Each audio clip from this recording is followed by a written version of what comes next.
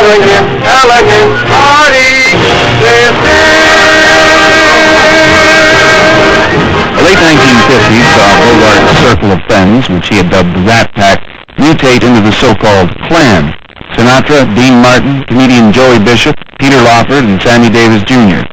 Their raison d'etre was drinking, gambling, chasing broads, and cracking each other up on stage. They did it all with a great deal of energy. How are we going to do? If all the women in Texas were as ugly as your mama, the Lone Ranger's going to be alone for a long time. Well, my Italian friend here thinks Drop Your Troubles and Dreams is an old song. Well, if there ain't in any Fabian album. No, but Frank Munn has a very big cylinder on it. Yeah, you see, Frank Munn, he knows, boy. Frank made his way out. He's a drummer with a band. No, he's an old tenor and very good one, too, but if you're interested in old songs... would you call a Lucky Lindy an old song? No, that's not what I mean by an old song. Tell me, how about, Let's Kick the Kaiser Out of Berlin?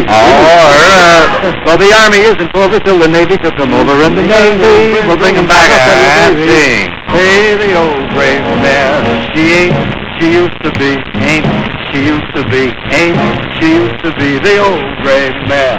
She ain't, she used to be many long in the shade of the old apple tree. Italian, sounds like a brick. That's fast. Way down in old Italy, with a heart that is true, with a lasagna and you, and a shade of the old apple tree.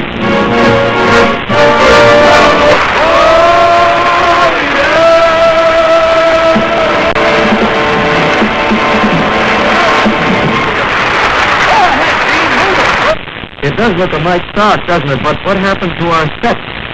Washed out. What do we do? Because that's the problem, doesn't it?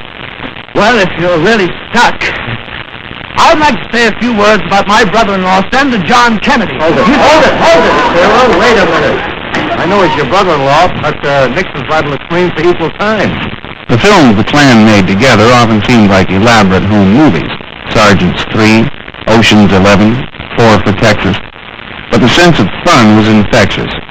Everybody seemed to be having such a good time, and if the audience couldn't keep up with the in-jokes, well, that was tough.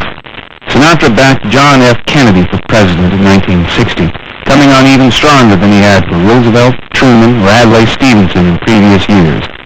He'd taken a great deal of flack for politicking for the Democratic Party, but in the 40s he had said, "I feel it's the duty of every American citizen to help elect the candidates of his choice." Kennedy and Sinatra shared a sense of glamour and electricity, not to mention an appreciation of the opposite sex, and in fact appreciated some of the same women, Marilyn Monroe and Angie Dickinson, for example. Frank Sinatra became the unofficial goodwill ambassador to the Soviet Union when Premier Nikita Khrushchev visited the set of Can-Can in Hollywood. He called it decadent. But if things didn't go well with Khrushchev, they went extremely well with Juliet Prowse, a last-minute replacement for Sid Charisse, whom Sinatra had fired.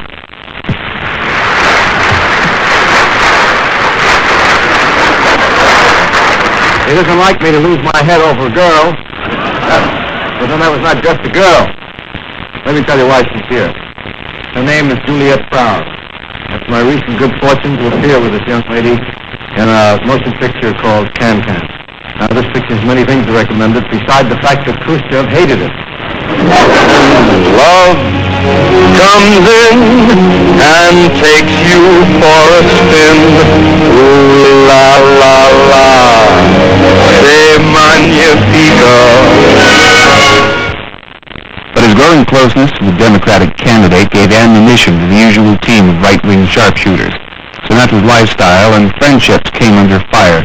Associates like singer Phyllis McGuire was directly linked to Chicago mob boss Sam Giancana. To knowingly serve him in a gambling joint meant revocation of a gambling license, and Sinatra by now owned a large share of the Cal Neva Lodge and a smaller piece of the Sands in Las Vegas. To complicate the Giancana-Kennedy connection, a party girl named Judy Campbell was evidently having affairs with both of them, having been introduced to JFK by Frank Sinatra. Giancana's brief presence at the Cal Neva Lodge was enough for the Nevada Gambling Commission to investigate and threatened to pull Sinatra's gambling license. It was hypocritical and stupid. The entire state's tourist industry was based on gambling, booze, and prostitution. But for once, Sinatra backed down. He sold his interest in the Calneva Club. Fighting the smear campaign could have reflected on the president, and he didn't want that. In the beginning was the word, the saying goes. And no one's more conscious of the importance of words than the picture makers in Hollywood. It's been my very good fortune of recent years to appear in some motion pictures which began as words on a printed page. Exciting words, which made stories that had something important to say. For instance, this one startled the dramatic ball rolling for me. As a book, it raised a lot of eyebrows, and as a picture, it did the same. Another book I crossed paths with on the screen was surrounded with controversy. This was quite a book and quite a picture. And now, once again, I've had the chance to help bring another great story to the screen. It's Joe David Brown's memorable novel, Kings Go Forth. It's a sensitive story about two soldiers, a girl, and a question. The kind of question that almost never gets talked about in films. Well, in Kings Go Forth, it's talked about, all right. As a matter of fact, it explodes in a burst of screens Army will think about for a long time to come. Kings Go Forth involved the story of two GIs, both of whom are in love with a girl who is half European and half black. As usual, the other members of the cast were people Sinatra knew or wanted to know. Tony Curtis was an unofficial member of the Rat Pack, and Natalie Wood was romantically linked to Sinatra at the time.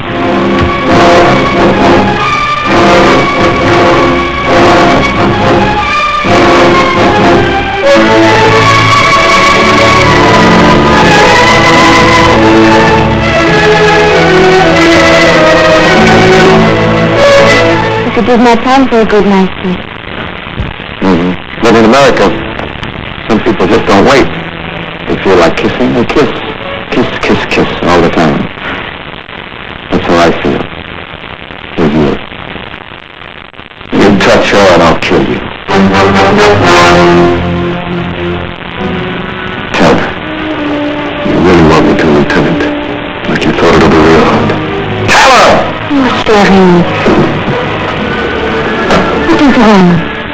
I guess what Sam means is, I'm not going to marry you, Monique.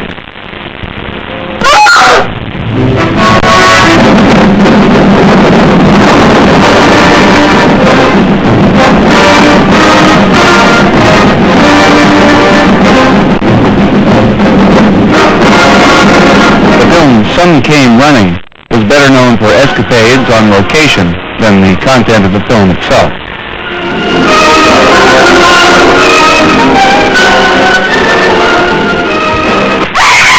The most dramatic portrayal in Frank Sinatra's fabulous career.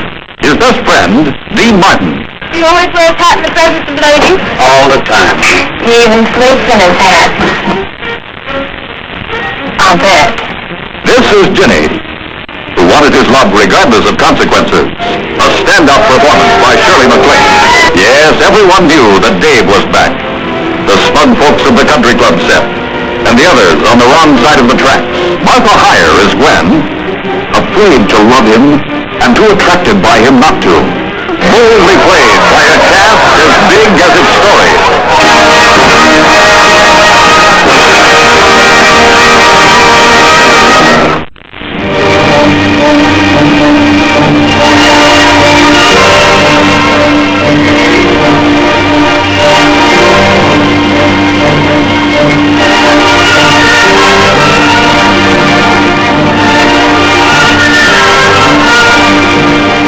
Unsung heroes of adventure in faraway places had one more name, Captain Tom Reynolds.